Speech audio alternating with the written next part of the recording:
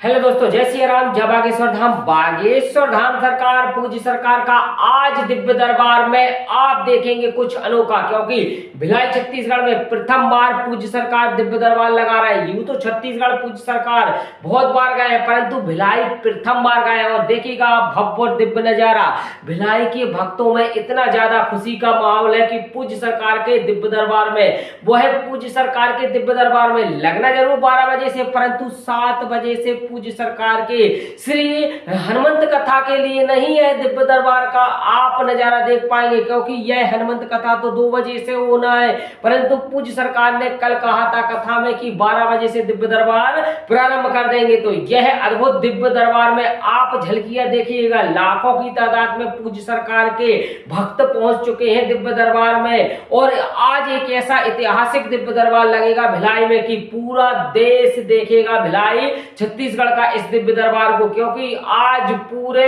भक्तों की सामूहिक अर्जी लगाई जाएगी और पूज्य सरकार के जो आस लगा के बैठे हैं उनके लिए जरूर पूज्य सरकार बुलाएंगे। और जो सीताराम का रटन करेगा, जो सीताराम का जाप करेगा, उसका जरूर वह पूज्य सरकार पर्चा बनाएंगे। तो देखिएगा यह दृश्य, बच्चे बुजुर्ग से लेकर माताएं बहनों की जनसंख्या बहुत ज्यादा है दिव्य दरबार में, क्योंकि वह पूज्य सरकार ने कल ही कह दिया था कि वह 12 बजे से दिव्य दरबार हम प्रारंभ कर देंगे। तो जिससे चलते पूज्य सरकार के दिव्य दरबार में अर्जी लगवाने के लिए, अपनी समस्याओं का समाधान करने के लिए, जो जो वह विघ्न बाधाएं हैं, जो जो कष्ट बाधाएं हैं, या फिर जो भी उनको मनोरथ पूर्ण करना है, तो पूज्य सरकार के दिव्य दरबार में पहले से ही उपस्थिति दे दी सभी ने। और वह माताएं बहनें ABCD तीनों डी में पूरा वह हाउसफुल हो चुका है।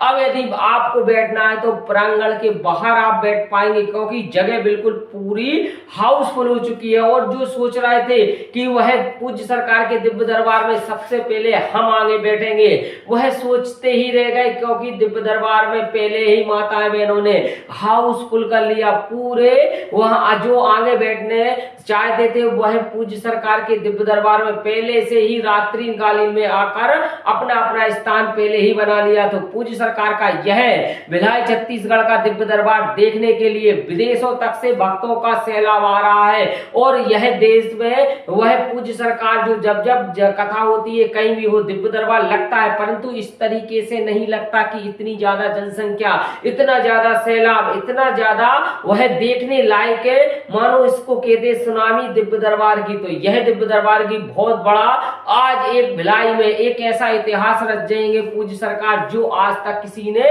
नहीं रचा होगा। ना इतनी जनसंख्या देखी होगी, ना इतना सैलाब देखा होगा वह पूज्य सरकार दिव्य दरबार में। तो यह देखिएगा दिव्य दरबार की कुछ झलकियां हैं, क्योंकि बागेश्वर धाम सरकार पूज्य सरकार हमेशा कहते हैं कि चमत्कार के नाम पर, टोने टोटकों के नाम पर वह मेरे दिव्य दरबार में ना आए। बहुत ही स्पष्ट, बहुत ही क्लियरिटी पूज्य सरकार सभी को पर्चे में लिख देते हैं। और जो कहते थे कपोल कल्पना होती है, केवल यह ढोंग और पाखंड होता है, उनके मुंह पर भी कड़ा तमाचा है, क्योंकि वह भिलाई छत्तीसगढ़ में पूज्य सरकार का प्रथम बार इस दिव्य दरबार को देखने के लिए कुछ तो कुछ ऐसे भी लोग पहुंच रहे हैं कि देखेंगे आखिरकार बागेश्वर बाबा कैसे बुला देते हैं, कैसे नाम सहित उनके पिताजी के नाम सहित बुला लेते हैं दरबार में, और कैसे आखिरकार ऐसा अर्जी लगता है, और कैसे यह दिव्य दरबार में पहले ही बिफोर टाइम पर्चा बना लेते हैं। तो बहुत ही ज्यादा भक्तों के मन में उत्साह भी है, और एक ऐसा भी है कि आज हम परखेंगे आखिरकार पूज्य सरकार कैसे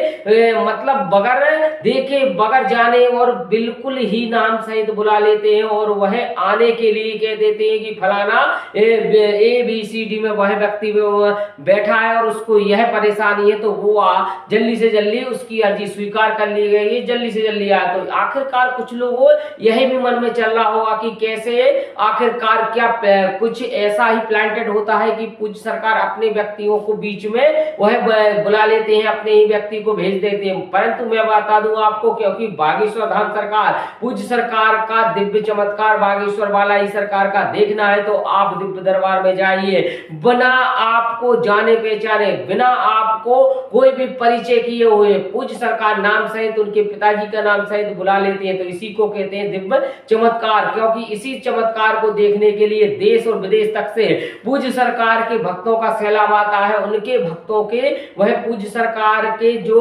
भक्त आते हैं वह यही देखने आते हैं कि आखिरकार कुछ ना कुछ तो बात है। तो इस दिव्य दरबार में देखने के लिए वह पूज्य सरकार के सभी भक्तों के लिए बहुत बड़ा खुशी का माहौल है। और पूज्य सरकार ने पहले ही कह दिया गया है कि छत्तीसगढ़िया सबसे बढ़िया, छत्तीसगढ़ के जो व्यक्ति रहते हैं बहुत ही अच्छे रहते हैं और हमारे भगवान प्रभु राम का वह मम्यारा है। और पूज्य सरकार ने पहले ही कथा में, दूसरे दिवस की कथा में कहा है कि भगवान प्रभु का वह मम्यारा है तो मेरा भी मामा का घर है। तो छत्तीसगढ़ में बहुत अच्छा लग रहा है पूज्य सरकार को, क्योंकि यह 5 दिवस की कथा नहीं, यह मानो 5 पांडवों की एक ऐसी विद्यमान वह कथा है जो पूज्य सरकार सभी को मन में श्रवण करा रहे हैं और सभी के कृतार्थ कर रहे हैं। और दिव्य दरबार में भी पूज्य सरकार नए कुछ उपाय बता रहे हैं पूज्य सरकार के, और नए कुछ उपदेश भी देंगे, क्योंकि पूज्य सरकार ने पहले ही कह दिया कि हम सभी को जो भी समस्या होगी, जो भी विघ्न बाधा होगी, जो भी परेशानी होगी, मात्र चंद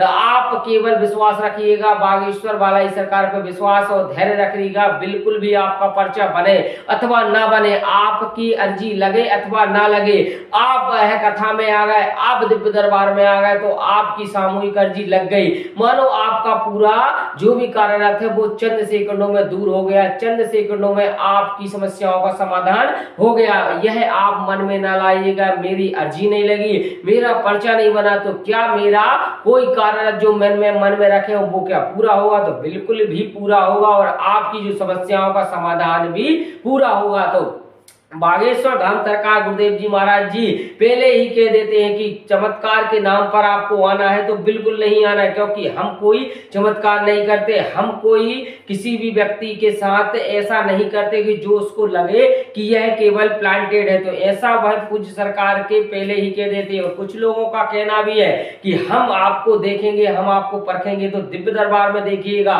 दिव्य दरबार में आप पूज्य सरकार के दिव्य चमत्कारों को अनुभूत करेंगे, आप दिव्य चमत्कारों को जानेंगे और आप दिव्य चमत्कारों को पहचानेंगे। क्योंकि जब तक आपको मन में विश्वास नहीं होगा, जब तक आपके मन में दृढ़ संकल्प नहीं होगा, आपका दिव्य दरबार में पर्चा नहीं बनना। और यदि बन भी जाएगा तो आपके मन में पहले से ही पूज्य सरकार आपके पूरा बायोडाटा लिख देंगे, आपका शुरू से लेके आखिरी तक, आखिरकार क्या आपने काले कारनामे या फिर क्या आपकी हकीकत है, पूरा पूज्य सरकार पर्चे में लिख देते हैं। इसके बाद बुलाते हैं तो आपकी, क्योंकि दिव्य दरबार में आप जाइएगा तो सबसे पहले ये सोच के जाइएगा कुछ ना कुछ तो हमने काले कारनामे किए हैं। यदि आप धैर्य और आपकी यदि जो भी आपका मनोरथ है वो आपको बिल्कुल भी पूज्य सरकार से छुपता नहीं है, वो पर्चे में पहले ही लिख देते हैं। तो आज का एक ऐतिहासिक दिव्य दरबार है, तो कौन कौन पूज्य सरकार के दिव्य दरबार में हाजिरी लगा रहा घर बैठे, तो कृपया कर कमेंट में जरूर जय सिया राम, जय बागेश्वर धाम सरकार जरूर लिखें।